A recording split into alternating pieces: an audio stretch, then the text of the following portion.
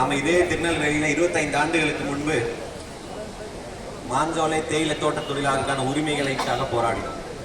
அதற்கு பிறகு தொடர்ந்தும் அந்த தேயிலை தோட்ட உரிமையாளர்களுக்கு உரிமைகளுக்காக போராடி வந்தது. எல்லாரும் பேசும்போது மாஞ்சோலை தோட்ட தொழிலாளர்கள் என்று பேசியோ என்னவோ, நமக்கெல்லாம் அவர்கள் மனிதனாக பார்த்து அவர்களுக்கு மனிதர்களுடைய கஷ்டத்துக்காக தான் நம்ம போராடுறோம். ஆனா அவர்கள் அவங்க தொழிலாளர்களாக மட்டுமே பார்க்கிறாங்க.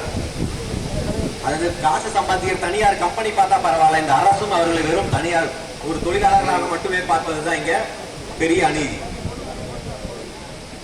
100 ஆண்டுகளாக அந்த மக்கள் அந்த பகுதியில் வாழ்கிறாங்க. அது மாஞ்சோலையாக இருக்கட்டும், 4முக்கா இருக்கட்டும், ஊத்து எஸ்டேட்டா இருக்கட்டும், குதிரை வெட்டியாக இருக்கட்டும், காக்காட்சியாக இருக்கட்டும், சுண்ணாம்பு டிவிஷனாக இருக்கட்டும், இதெல்லாம் மக்கள் வாழ்கிற ஊர் என்பதை கூட இவங்களால புரிந்து கொள்ள முடியல.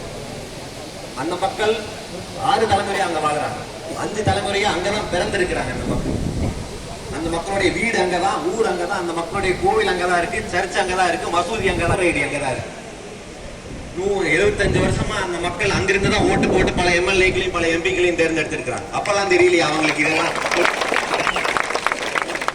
ஒரு தனியார் கம்பெனிக்கு குத்தகை முடிந்தா அந்த கம்பெனி அந்த மக்களோட உரிமைக்காக தான் நாங்க பேசிட்டு இருக்கோம். யாரும் எல்லாம் கொடுங்க ஏன்னு கேட்கணும். 3 தலைமுறைக்கு மேல ஒரு இடத்துல இருந்து காட்டு ஒரு பகுதியில் இருந்துட்டா அது அந்த மக்கள் சொந்தம் கொண்டாட முடியும் என்பதுதான் சட்டம், அது அவர்கள் உரிமை. இது சாதாரணமா ஏதோ ஒரு போது லாரியா போகும்போது உங்களுக்கு அது புலிகளுக்கு காட்டை காக்கணும்னு நினைக்க வரல, புலியை காக்கணும்னு நினைக்க வரல.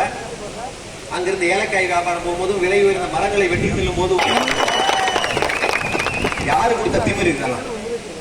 அவர் ஒரு மருத்துவர், 3 முறை ஐஏஎஸ் எழுதி ஐஏஎஸ் ஆகியிருக்கிறார். இதெல்லாம் படித்து உங்களுக்கு ஒரு மனித அபிமானம் வரவில்லையா? என்ன படித்த மனித அபிமானம் வரும்? நீங்களே செயல்படுறீங்களா இல்ல உங்க திமுக குடும்பத்துக்கு விசுவாசமாக இப்படி செயல்பட சொன்னாங்களா?